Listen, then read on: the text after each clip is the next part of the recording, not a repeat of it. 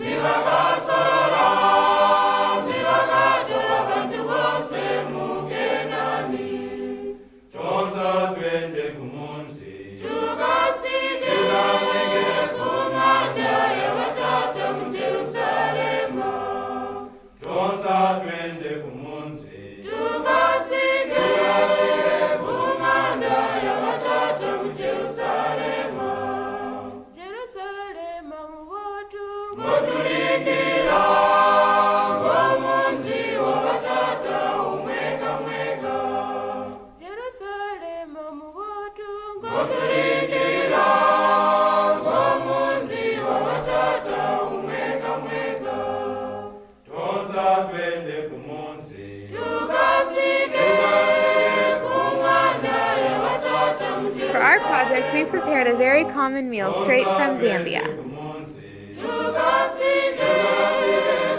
If you are a guest in Zambia and are having a conversation with the host, it is assumed that you will eat with them. If you do not partake in this meal, it is seen as rude by the culture.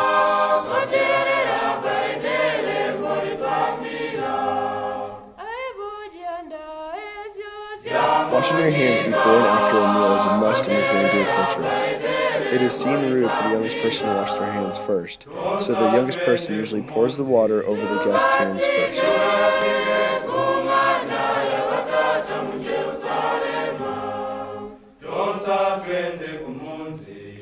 The staple food in Zambia and in most places around Africa is called shima. Shima is made out of cornmeal and water, and it's very cheap, so most people in Zambia can afford it. Since they can afford it, they eat it for lunch and dinner every day.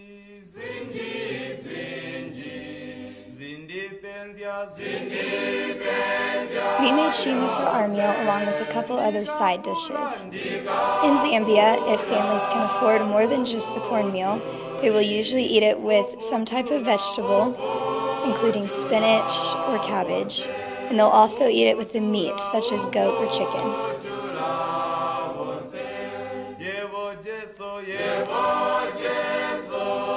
Some other side dishes include beans and a relish type of sauce that's made out of tomatoes.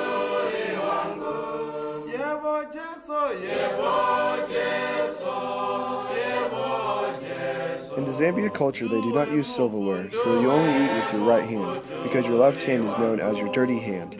The left hand is known as the dirty hand in this culture because they use their left hand to wipe many things.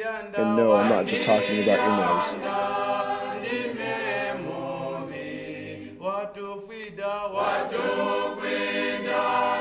While learning about the Zambian culture, it was easy to see how much food and eating played into their culture. Some people may find this hard to believe, since most hear stories and associate starvation as occurring in Africa. In the Zambian culture, elderly people are highly respected. Therefore, the elderly eat first right alongside their guest. It is also custom in this culture for the younger people to wait till the guests and the elderly have completely finished their meals, and then they can start eating. Food is what Zambians take the most pride in. Therefore, they make sure to have meals prepared in important situations, even when it's not convenient or in abundance.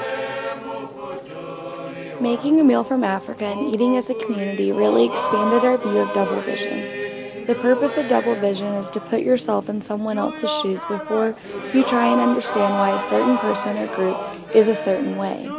By imitating a meal made in Africa and following their meal procedures, our group was able to better understand their culture and their customs. Double vision is necessary to have an open mind towards a certain culture or group of people. For example, we only ate with our right hand, and by doing that we could have a better understanding of the importance of why the left and the right hand have different significance in Africa than in the United States. All four of our group members thoroughly enjoyed broadening our worldview and utilizing the double vision that we have learned about in class.